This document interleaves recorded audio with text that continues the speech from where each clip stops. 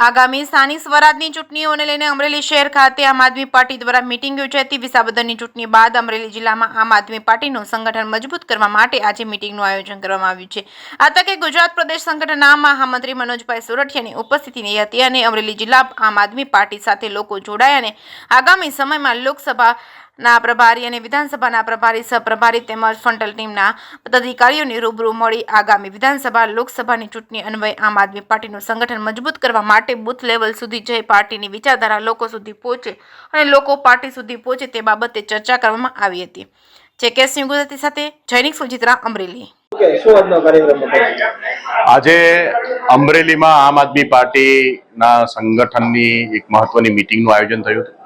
આગામી દિવસોની અંદર આમ આદમી પાર્ટી ગુજરાતની અંદર એક વિશાળ સંગઠન સાથે આગામી તમામ સ્થાનિક સ્વરાજની ચૂંટણીઓ જે છે એ લડવાની છે અને ખૂબ જ ઉત્સાહ સાથે લોકો આજે આમ આદમી પાર્ટીમાં જોડાઈ રહ્યા છે।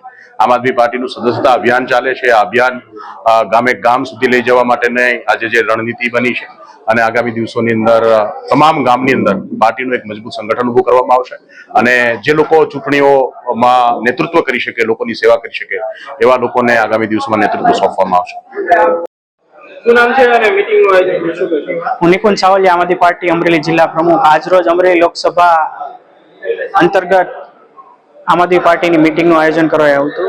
એના મુખ્ય મહેમાન એવા માનનીય મનોજભાઈ સોરઠિયા, પ્રદેશ મહામંત્રી, સાથે સાથે રાષ્ટ્રીય જોઈન્ટ સેક્રેટરી રાજુભાઈ સોલંકી તથા લોકસભા ઇન્ચાર્જ કાંતિભાઈ સતાસિયા અને ભાવનગર જિલ્લા પ્રમુખ એવા ડોગડિયાભાઈ હાજર રહ્યા હતા। સાથે સાથે આજે તમામ પદાધિકારીઓ અમરેલી લોકસભાના જેની જવાબદારી સોંપેલી છે તમામ પદાધિકારીઓ હાજર રહ્યા હતા।